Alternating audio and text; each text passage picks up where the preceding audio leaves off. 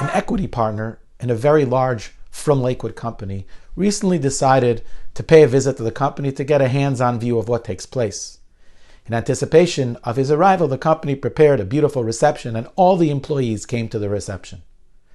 When the equity partner arrived, he made it a point to go over to every single employee, from the people in the upper administration to the receptionists, to say hello to them and to thank them for their efforts in the success of the company.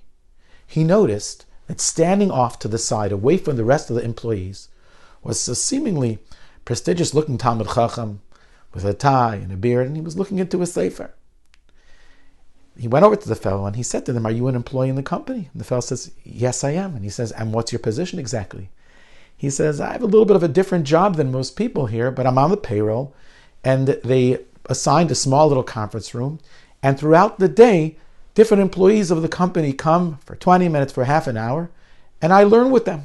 So yeah, I am an employee, I guess, technically, but I'm not like assisting with the day-to-day operations in the company." The equity partner was taken aback and he said to him, "You're not assisting in the day-to-day operations? The entire hatzlacha, the entire success of our entire company is hinged on your efforts. Thank you so much for what you do, for how you do it. Don't stop for a second, because I know ultimately that the success of this company is because of the Torah that you learn with all these different employees."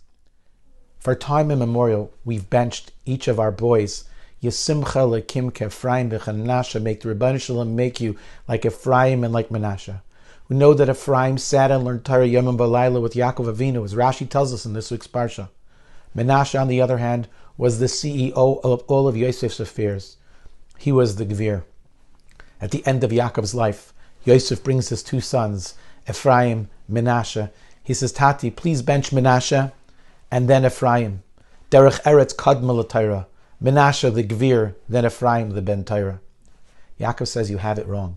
You have to understand that the entire success of Menashe is only because there's an Ephraim. We give our children a bracha. We don't know where life will take you. Perhaps you'll be a Rebbe. Perhaps you'll be a Kol younger man. Who knows? Perhaps you'll be a Gvir. Perhaps you'll be an Ephraim. Perhaps you'll be a Menashe. But understand something, even if you're a Menashe, your whole Hatzlacha only comes if you're an Ephraim. If your primary focus, if your priorities in life are Torah, then the Menashe could be successful." Wishing you tremendous nachas from your children, your Ephraims and your Menashes, but always understanding that Ephraim is first and foremost.